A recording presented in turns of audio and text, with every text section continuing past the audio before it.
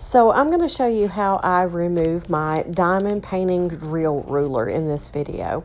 The first thing that I do after I've got all my drills placed, and I even sometimes leave out a few on accident and then realize that they're not in there, but that's okay, I can fill them in later.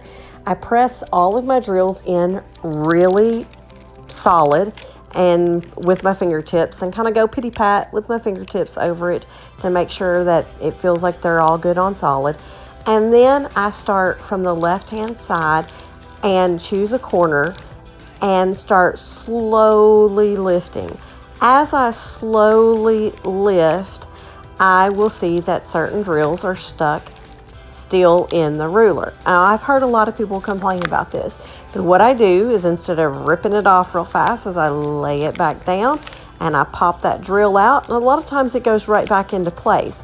If it doesn't, it lays nearby and I can kind of tell that, oh, this one popped out of there later, and then I can put it back.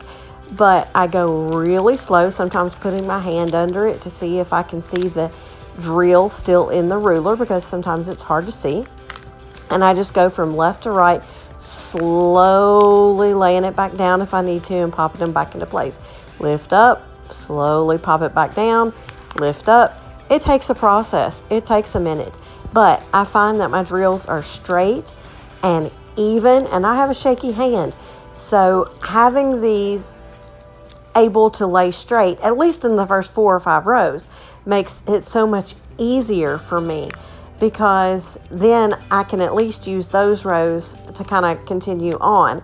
But to start off with, it makes my drills so much more even. And you can see here I'm lifting the last piece of it up and I'm trying to, pop back any into place. There will be a few here that are out of place. I know that.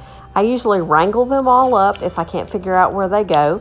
So in this case, I'm going to have some W's and some B's and some D's in this painting that are very, very similar. I usually collect those and I put them up into some of the top sticky spot, so that way I can look at my drills and see if I can figure out what goes in what missing spot and pop those back in. Sometimes I can't tell, and I will just get out my drills and add the new ones to the spot that I know are the matching drill symbols.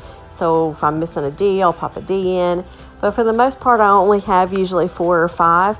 And the 4 or 5 that I've popped out, that makes the evenness of my drills completely worth it for me.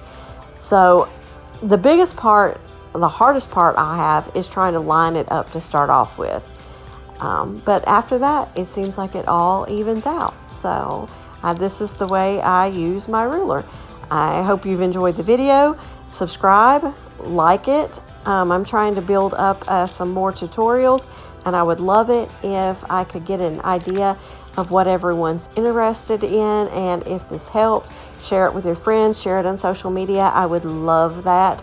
It still thrills me to see that I've gotten even a few views. So I would just love to have more. So have a great day. Thanks for watching.